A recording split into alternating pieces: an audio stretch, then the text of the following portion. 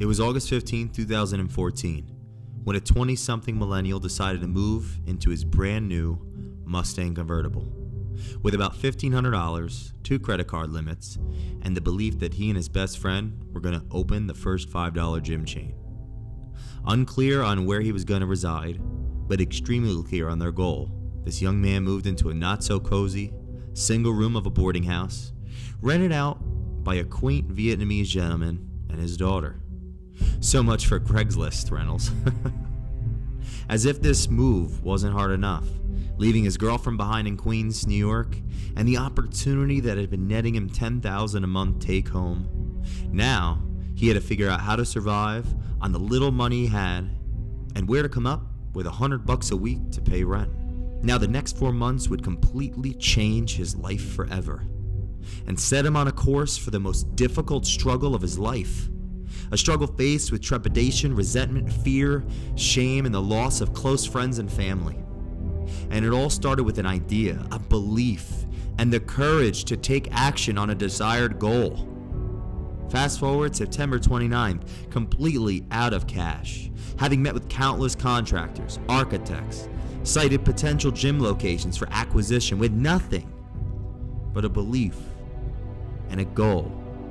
This millennial and his mentor / best friend were able to do the impossible. Acquire a previously existing 10,000 square foot gym with all the equipment included in the lease, just a few months rent-free, and be chosen to top it off over the national brand of fitness clubs, the Y. How, you may ask? Passion, persistence, belief, and the unmatched salesmanship of his mentor, a true visionary entrepreneur. Now the question was, where do they get the money to make this deal happen? The amount necessary was $40,000, first month, last month, and some security. So they started making the calls. Without no time, it was done. As the great business tycoon Andrew Carnegie has said, what the mind believes and conceives, the mind can achieve. Only a few short meetings later, a personal acquaintance of this young man was in. After years of watching him succeed, fail, rise, and try again, they were sold on him. And there it was, a check written in faith, $50,000. That was a good day, and that day changed their lives forever. It was October 13th when he moved into the gym with a few sleeping bags, his partner, and his partner's brother. About $8,000 and an American Express credit card. After paying $2,500 to paint the gym, it was time to start getting members. Just started with a list of 80 cold calls, half joined, most bought training, and after reinvesting every last dollar into their people and their marketing, history was made for them.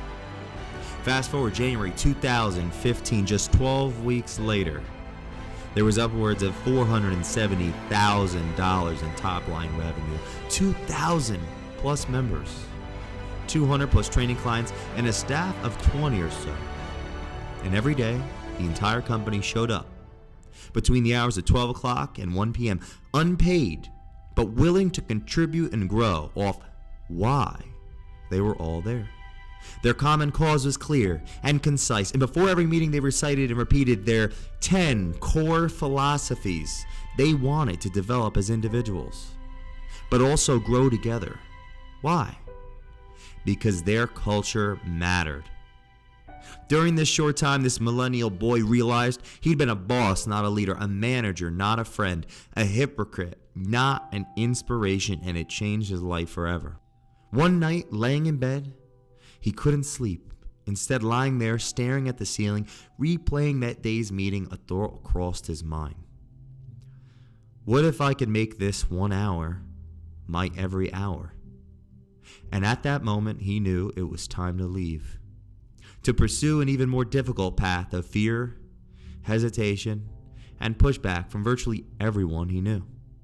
It didn't matter to him because one simple reason: things worth doing are hard.